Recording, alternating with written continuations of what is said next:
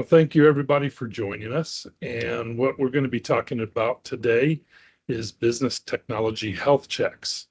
These are a formalized report of where your environment sits. And these generally can see everything in the environment and look at risk to environment from a best practices standpoint or a direct opening of risk in things like software that have been installed without your knowledge and those types of things. So, table of content. The top threats faced today. By the end of this session, you'll understand how an IT check, health check, uncovers risks that often go unnoticed. You'll see in the everyday issues things like missed patches, weak access controls, and how those quietly open doors for attackers, and how a simple and inexpensive visibility exercise can help prevent the expensive downtime or breaches that you may be at risk at. You'll also walk away knowing what to expect from a full technology checkup and how it can strengthen your overall business. Let's look at the most common factors faced today. So one of the things we're seeing a lot of uptick in is AI-powered phishing and deep fakes. And with those, they're harder to spot. They're very, very good. We still have ransomware out there. With the AI deep fakes, the attackers are using AI tools to craft emails, messages, even videos that look completely real. And only one mistaken click will compromise your network. On the ransomware, everybody's familiar with it, but basically it's a lockout of your data. And even if you pay the ransom or allowed to pay the ransom,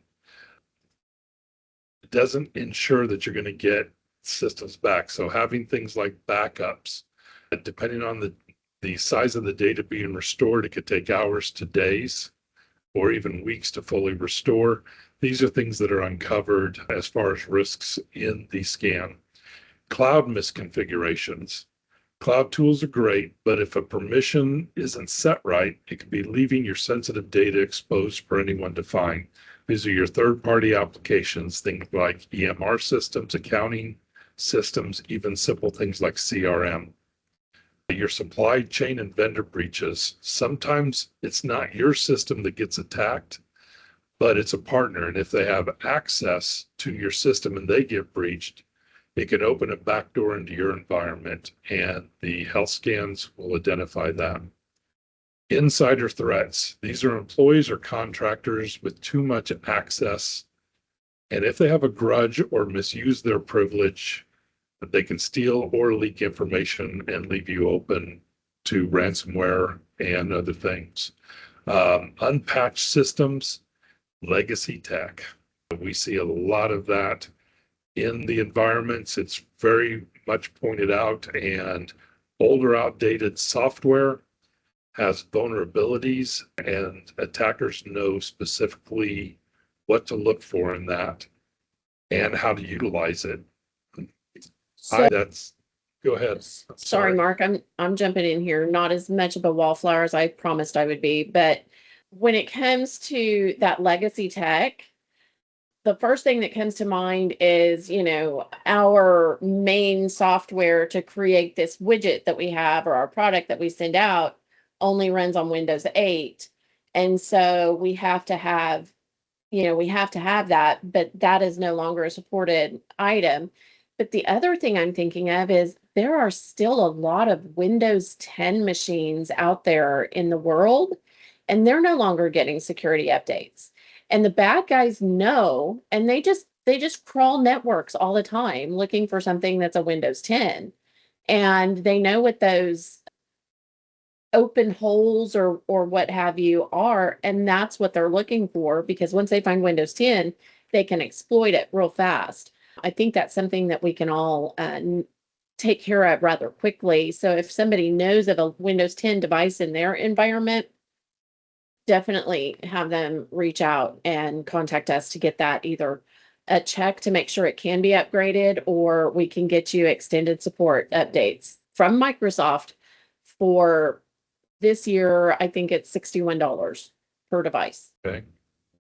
And on your AI powered deep fakes, Faith created a really great blog and put it out there this week about voice fakes, about people getting phone calls from what sounds like their CEO or the president of their organization asking them to do something, and it sounds just like that person. And they're pulling the voices directly from webinars or online videos that they may have created for a commercial for their company. And from that they can create the same cadence and the way that person speaks and create an urgent phone call that goes to somebody that has access to something important in the organization. These are all things that, along with the IoT and remote work risks, out of all of these, I would say we've worked in 2025 quite a few remediations. And Rhonda, correct me if I'm wrong, but most of the remediations that we had to work on were caused by penetration through IoT and remote work risks. Is that correct? Yes, for Okay. certain. Okay. Internet of Things, if you're not familiar with what those are, that could be things like, your door alarms, your security system that crawls across your network to get back to the security company. It could be, simple things like somebody wearing an Apple Watch that comes in and it's tied back to your network. It could be shelf sensors. It could be third-party systems that do, blood testing.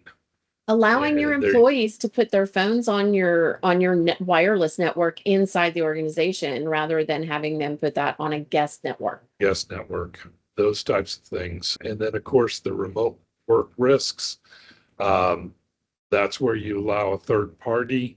The one I'm thinking specifically of, it was a software support consultant, independent, that came on to a client's network and their system was completely eaten up with ransomware and it transferred to the host client environment. Agree. So, what is an IT health check? It's like a full body checkup for your technology. It looks at your systems, your networks, and the tools and finds what's slowing you down or putting you at risk. You'll get a clear view of inefficiencies, vulnerabilities, or blind spots, which can quickly and quietly grow into costly problems. By understanding exactly where your weaknesses are, you can fix them before they affect your operations, your customers, and your bottom line. Now let's see how the visibility plays a key role in protecting you from cyber threats. You can't protect what you can't see. Visibility is where cybersecurity really begins. Here's how a health check can improve visibility and in turn cybersecurity. Threat detection. Without constant visibility, malicious activity can slip under the radar.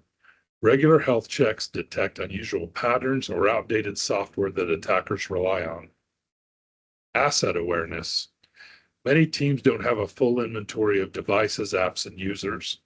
Those unknown assets can become easy entry points. If you add equipment, software, or employees to your environment, you have to be sure to send an update to the IT team to make sure that they are aware of that. Health checks can uncover every asset that touches your network. For our clients, can we see items that are attached to the network? Yes, but only if we're made aware of them beforehand. For example, adding a printer, adding a fax machine, if it's a healthcare organization. A lot of times we get an alert after the fact that it's been added to the environment, but that alert may take 2 to 4 hours to filter through. So keeping us updated or your IT environment for those that aren't clients, that's paramount importance. The next thing is policy enforcement. It's the one thing to have security policies, but it's equally important to make sure they're actually followed. Health check confirms things like multi-factor authentication, access controls to systems and to applications are truly active everywhere. Risk prioritization. Not all risks are equal. Health checks can help you focus on the ones that pose the biggest risk threats instead of spreading resources too thin. Once you have the proper visibility, you can see what's working, what's not, and where your biggest vulnerabilities are. Let's move on to those vulnerabilities and what those look like. When you dig into an IT health check, some issues show up again and again. They're usually things that seem small but have big impact. Things like unpatched systems and software. Skipping updates leaves vulnerabilities open for exploitation.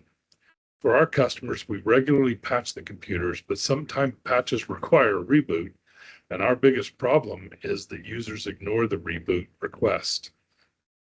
Shadow IT or rogue devices. When teams install apps or connect devices without IT's knowledge, they create blind spots and unmanaged risks. Rhonda, you were saying something to me earlier about shadow IT. Can you expand on that now? It can always seem like it's innocent things, I'm just going to use one of the most innocent items, and that's going to be, hey, I've downloaded this free note taker for my meetings, and I want to incorporate that. Before you download anything that, especially a free something or pay for an application that you're going to bring into your environment, you want to know whether or not it's had breaches. Is it safe?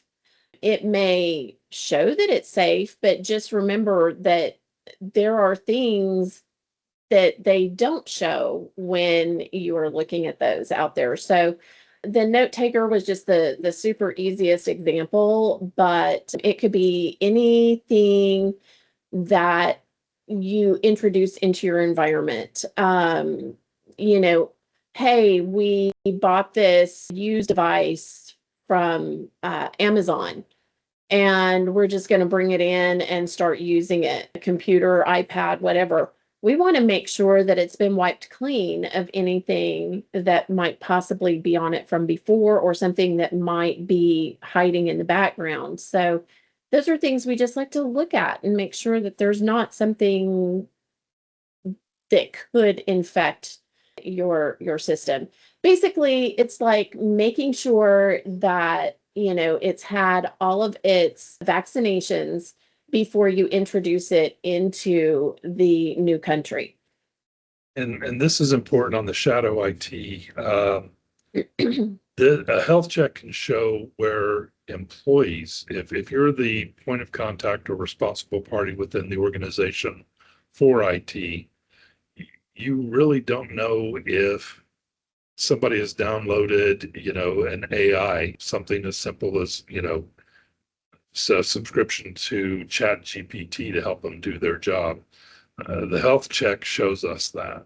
So it's usually a lot of applications that when we do a health check, we come back with the full list of everything loaded or access to, through an internet connection. And a lot of times there's surprises, who did this, what systems is it on? So that is a really important one. Weaker go ahead, I'm sorry. I was going to expand on that just a little bit, Mark, and that is that, think of it as you want this health check because an AI of any sort, when it gets into your system without having guardrails put in place, you want to catch that earlier rather than later because and AI can be helpful. Okay. I'm not saying it's 100% bad, but without the proper guidelines and guardrails and policies in place, you put an AI in there, and in the word of health, it can be like a cancer that attaches to your nervous system. And once it's on the nervous system, you just have to start with a whole new nervous system. And your network is your company's nervous system. Does that make sense? Yeah, it makes sense. We did a webinar a few months ago, and the important thing was we can't make AI unlearn. So, employees implementing that without the knowledge of executives, you know, they just click the, please install boxes, and yes, we accept all the terms and conditions. And it's, really can be rogue. Other things are weak or misconfigured access controls. This is really important with people that have over permissioned users. If you haven't set up your user environment or instructed us to in a hierarchical fashion where, employees that don't need access to, higher functions or systems in the environment, they could be a source of penetration or risk to the environment, along with missing multi-factor authentication. And we have seen in environments where users will share, specific logins to systems instead of creating a new one. Health check will allow us to see that, hey, this login has been used for multiple systems. And it's supposed to be tied to this one system. We already talked about outdated antivirus, the outdated endpoint detection response tools. Again, a lot of times that comes from an update needing to be rebooted, but and we have seen cases where somebody hasn't rebooted their system for almost 7 or 8 months. So all those patches are just hanging out there. The health check can show us that.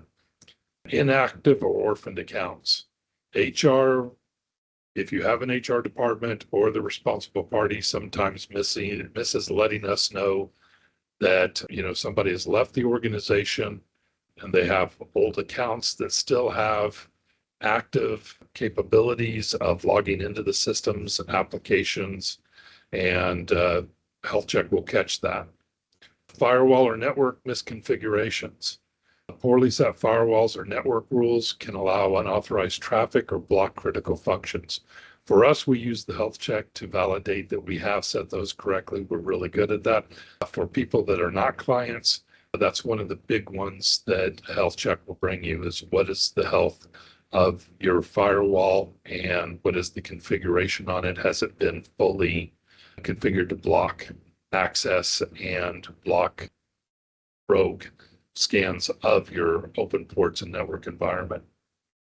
A lack of backup verification. A health check will also check for the backup verification. Is it actively functioning? Is it actually working? Are the backups that you did 2 weeks ago, are they still active, and were they full backups? Because again, everybody knows the importance of backups, but in a cyber incident, that's really what we have to go back to.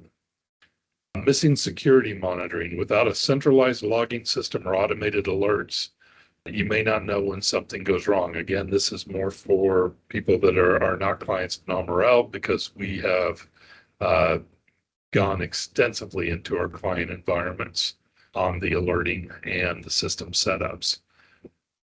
Compliance gaps. If you are a compliant environment, HIP, CMMC, PCI, or even just a base level cyber insurance compliance, we can do a scan based on those compliance levels and showing you where you're in compliance. The health check can come back and say, we've checked the full environment, everything looks good, but specifically for, let's just say, HIP, we are in compliance of HIPAA. If we're out of compliance, it can show you what and how to remediate that. Now that you know what kind of gaps exist, let's talk about the cost of ignoring them.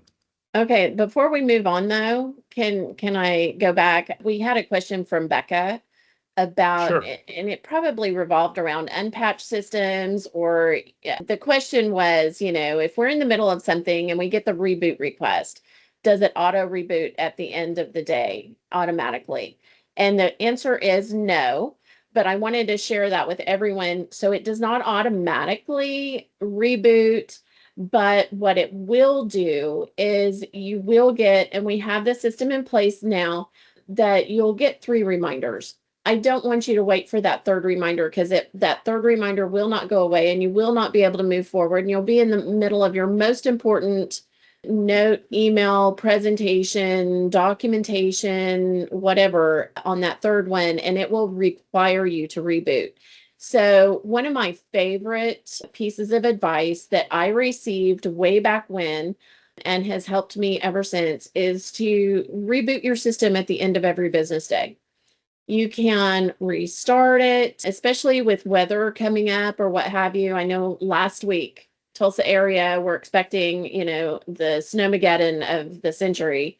And if you have a desktop that you intend to remote into when you get home, you want to make sure that desktop is prepared for you and you're not going to have any issues. So you want to restart that desktop before you go home so that when you do remote into it, everything's going to be happy and ready to go and you won't get those reboot notifications.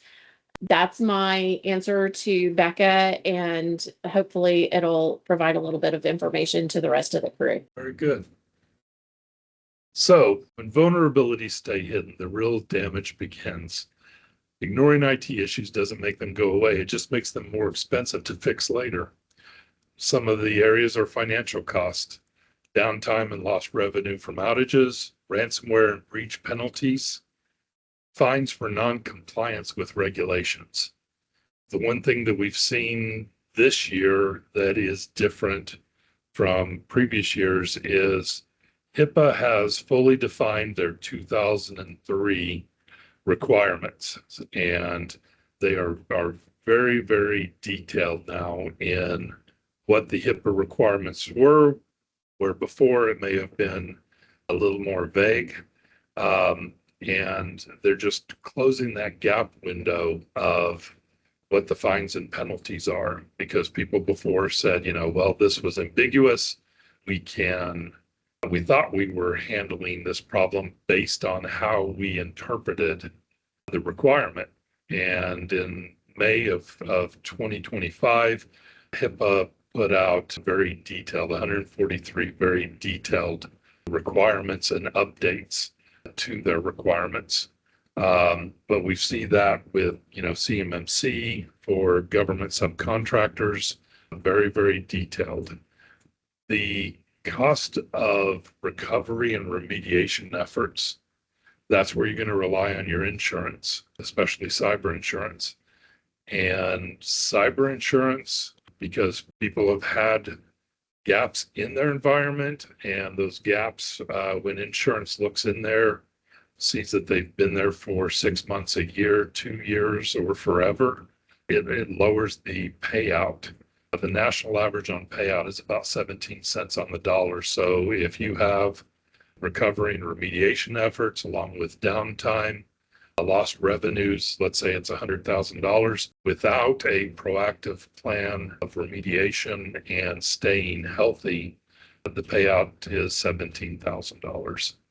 And that's not going to cover enough.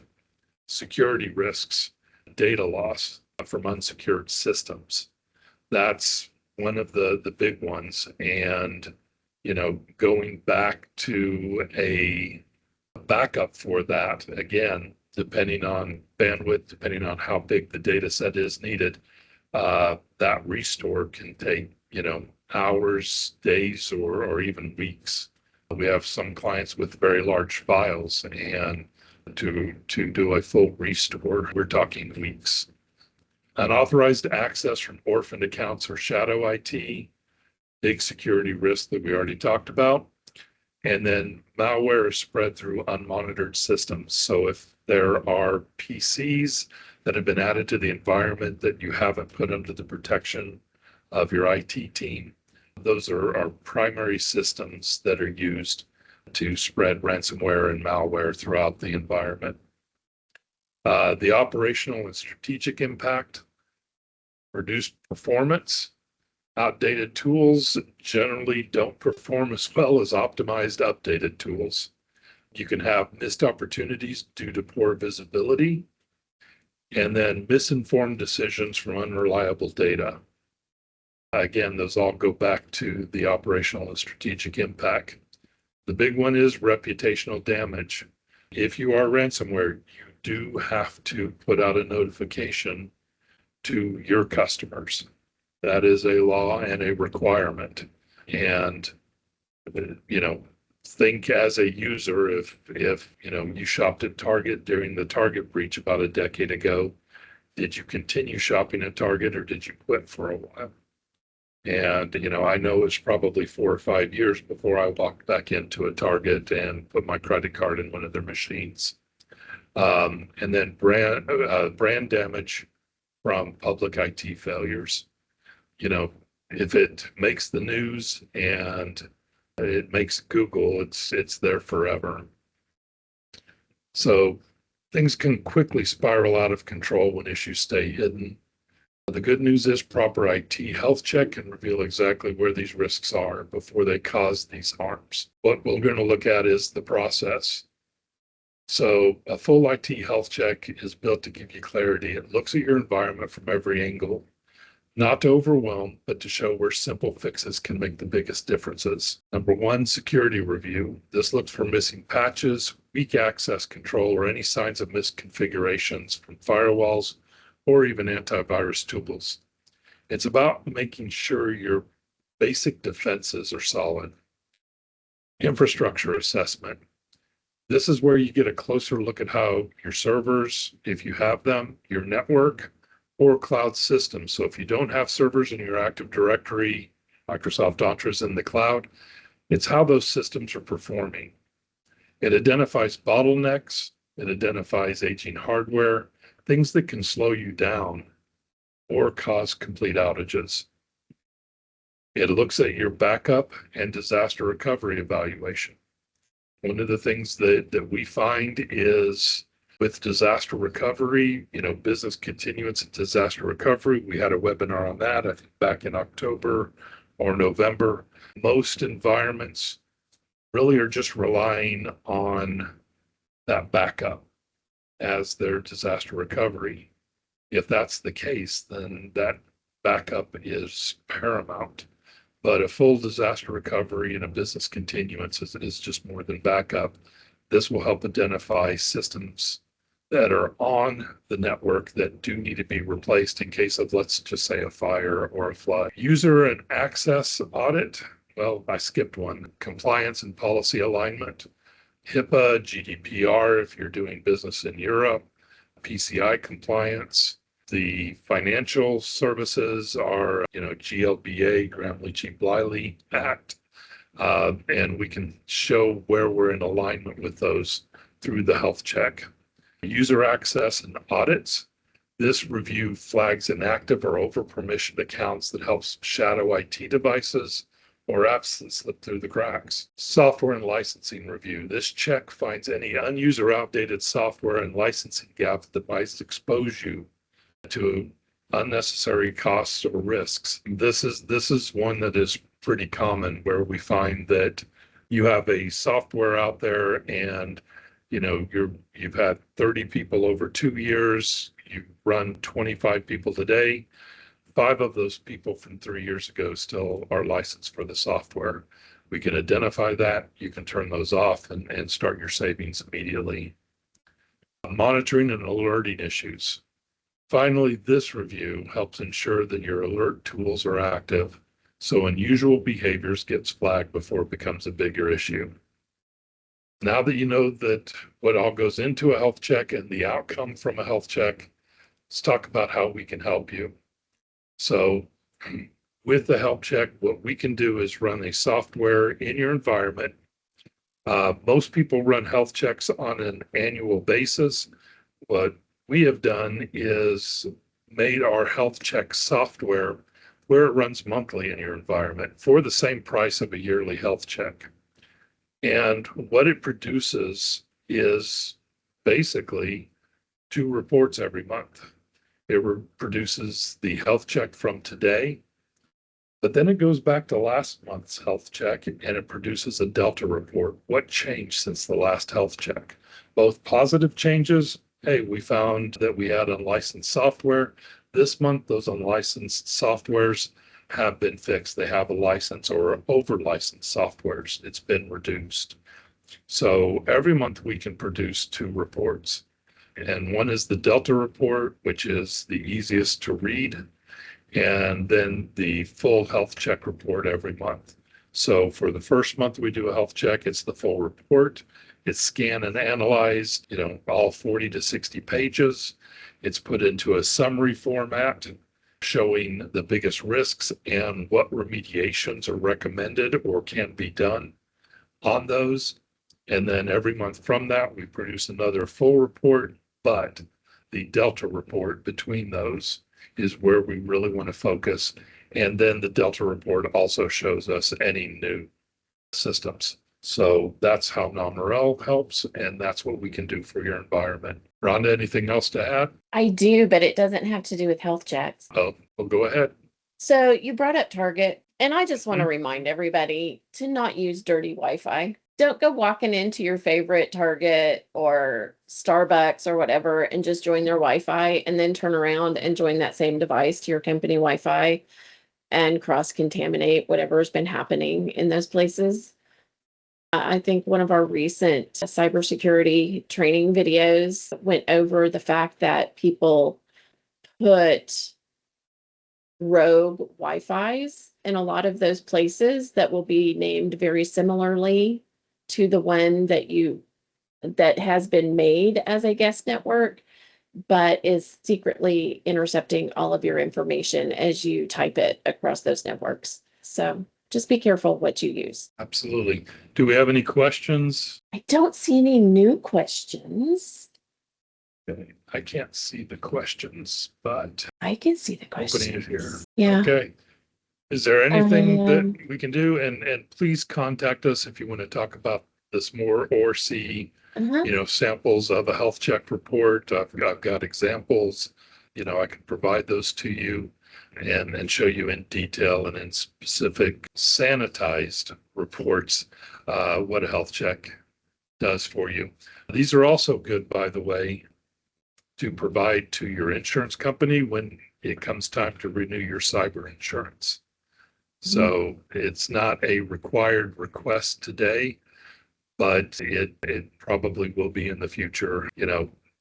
I think they've backed off of everybody getting a penetration test, which is hugely expensive, especially if you're a small to medium-sized business. And the insurance company, I'm seeing verbiage now where they're coming back saying, do you do annual health checks? Do you do, what do you do with the results? What's your processes, policies, and procedures around these health checks? So keep that in mind. And then, Mark, as part of that health check, one of the things that you said had to do with backups. Excuse me. In those health checks, are you also including the test of those backups? In other words, just periodically taking somebody offline and using the backup as their restore, doing a test restore, things of that nature? That would be more of a project to do, and that would be a manual. The health check won't provide those tests, Okay. but that's a manual process that could be added, to the health check in a manual process. What we're going to see on backups are, if there is a software, we use one that reports in, gives us an alert. If there's a failed backup or if there is a slow backup, meaning that the amount of data that's being backed up exceeds the 24-hour period in which the data could be backed up, and allows us to make adjustments to either the network or the data sets that we're backing up so that it can all be done in less than a 24-hour period. That's what it's going to show us. And it's also going to look at any misconfigurations of the backups and then the data sets of the backups. If you were supposed to back up, 20 gigs of data, did the backup actually back up 20 gigs or was it 19 gigs, meaning that we didn't get a full backup? Okay. And then my last thing is next month we will be doing our webinar on tech acceleration, basically making sure that your technology is working as fast and hard as you do. and how to use technology for business growth and business success. Excellent. Well, thank you everyone for attending. If you do have any questions, reach out to me. Let's put the reach out page so everybody will know what that is. And there you go. And that is my cell phone number, and you Well, can we text can't me see on it. it. You got to You move can't the see picture it. of everybody out of the way. Now you got to go back one. We've lost it. I know Anyways, technology. I don't know how to use it. we How's have to that? train him every month, guys. I have That's 50 questions every one of these. It's perfect. We can see it now. Thanks, guys. We appreciate it. Okay, take care. Bye.